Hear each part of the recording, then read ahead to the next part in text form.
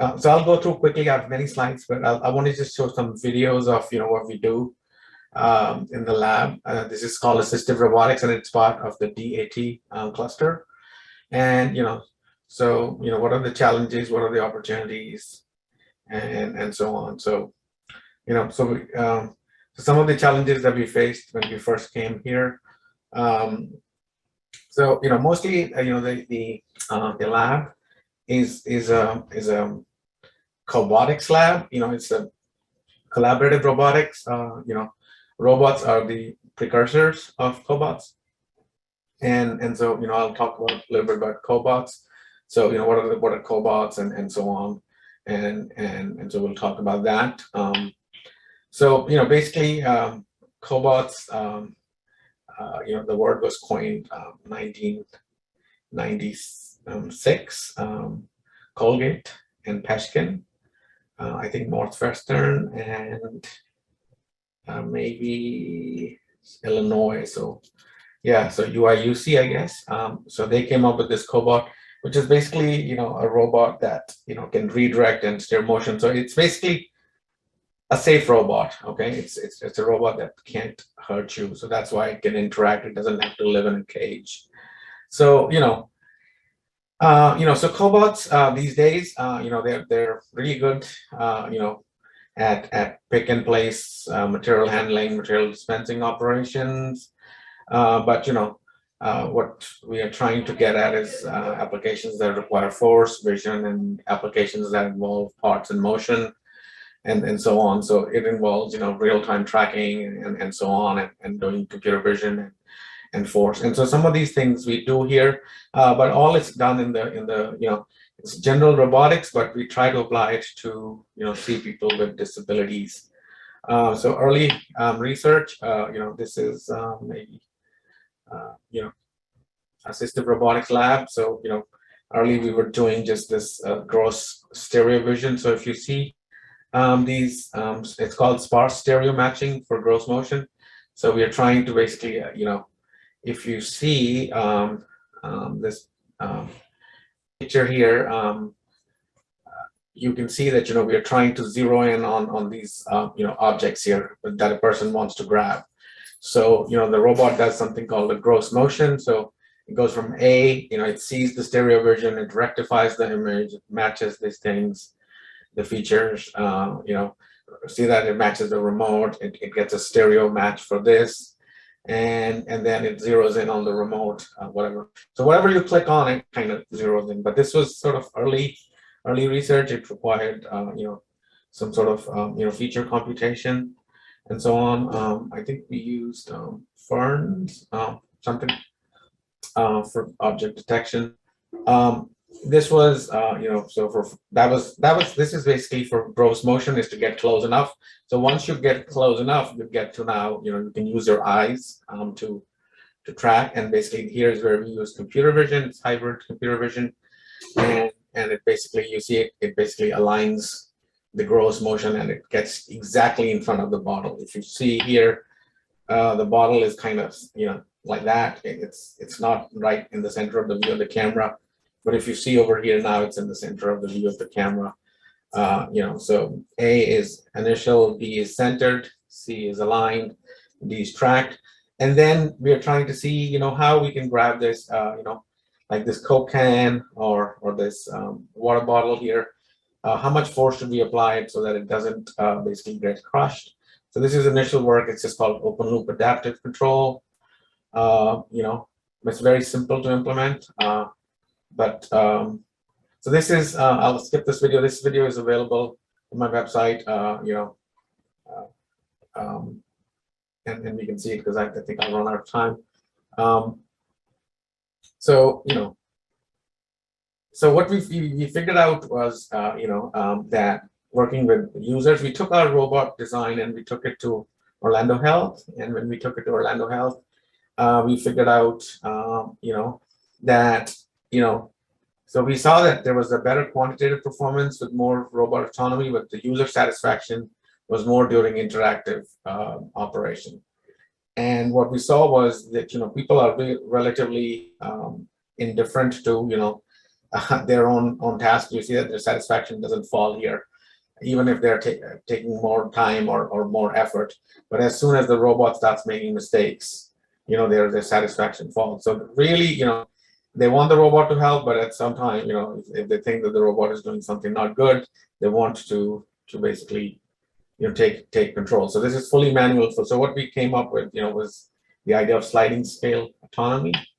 And that's what we, worked on. And here is some sort of a shared autonomy framework that I think I got an NSF grant for here. So basically what it's saying is this is a situationally aware robot.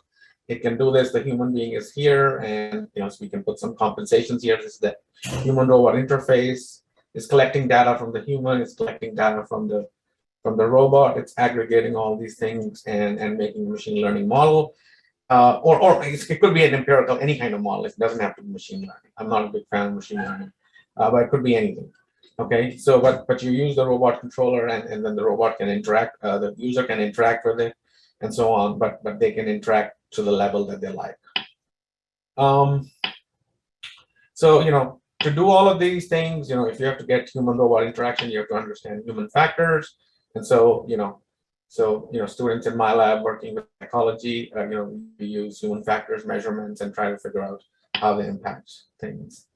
And let's look at some, you see that this is basically, this is early simulation work using stereo vision, but this used to take about 5 minutes to create the stereo map.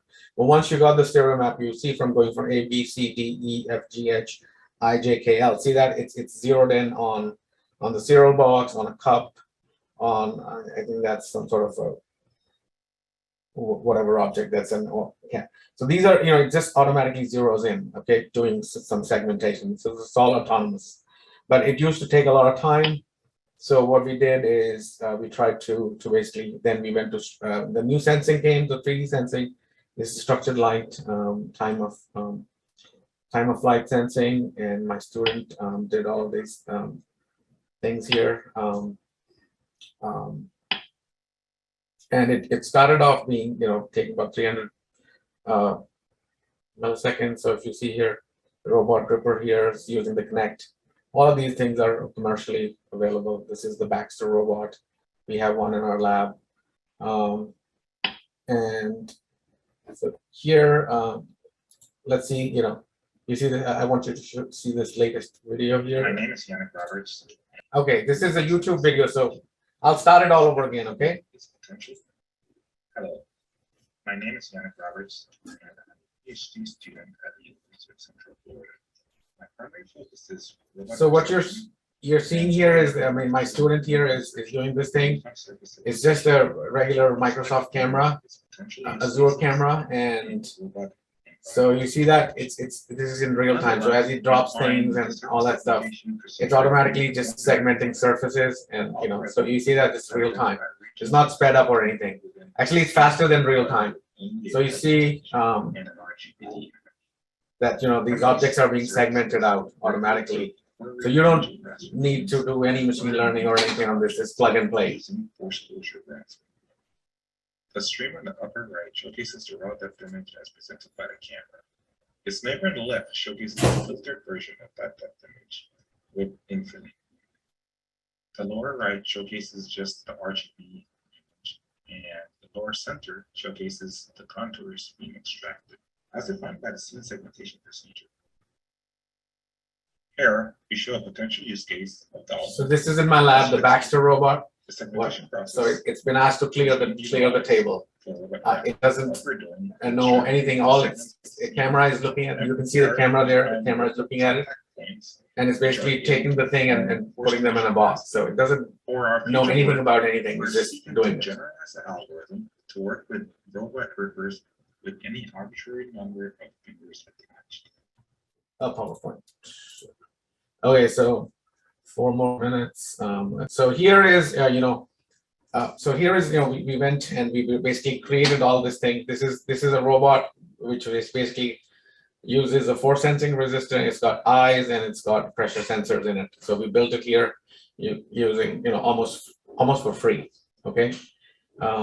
we pulled it out of a mouse. And the reason we are doing all these things is because we want to get off the shelf things so that people with disabilities can afford this. So so some sort of signal processing here. It's not important. Here's some adaptive control.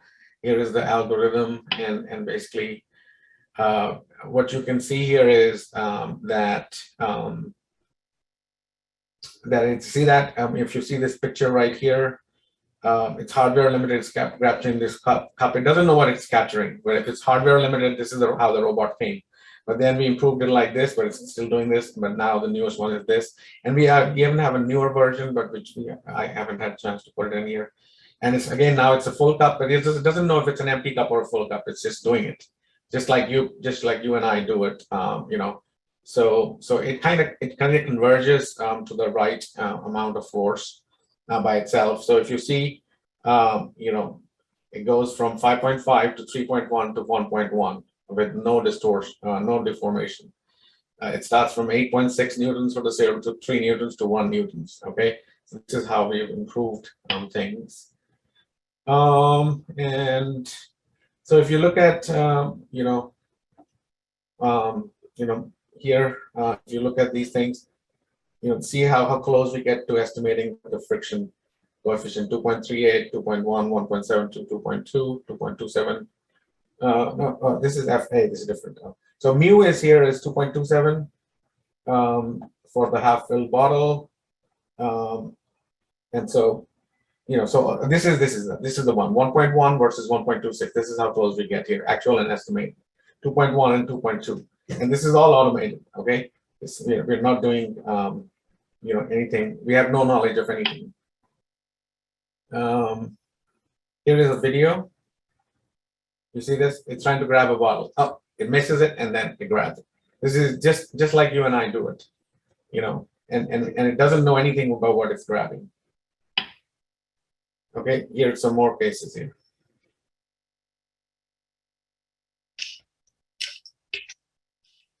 This is the original thing. See how much it's and then this is what we first came up with. Less deformation, and this is what we were able to do about 3 or 4 years ago, but we got something better now. See that? Same bottle, different algorithm, but just here is some semi-structured machine learning how to feed. So this uses some Gaussian mixture modeling. All the math is not important. Here's one last video. So my student has basically taught it by using 3 or 4 times a piece, taught it how to feed cereal to a person. Oh, look at that. It doesn't know that there's a bottle. So, but now we added the obstacle avoidance algorithm, and all it knows is now it can see through a camera that there is a bottle and see how it will go. This time it goes over it and feeds the human. And I don't know what's coming up. See that it keeps doing it. Okay. And this is all happening. Set up 2 here. So this is without obstacle avoidance. If it doesn't know that there is an obstacle, and if it's just been taught and then suddenly an obstacle comes, then this is what will happen.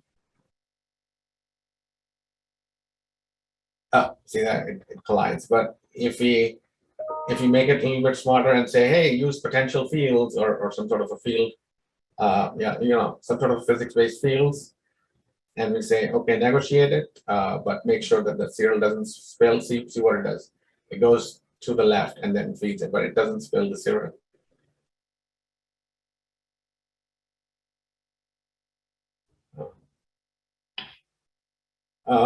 Future opportunities, there's a lot of opportunities for ethics and privacy issues, gamification, community building for social responsibility, optimal collaboration point, for maximizing both performance and efficiency. So these are things that can both self-critique and respond to societal feedback, and then adaptive physical human robot interaction. Here's one, last video, 1 second. I'll stop sharing this. I guess I'll stop right here. I think I'm out of time, but I can share these slides here. These are all available.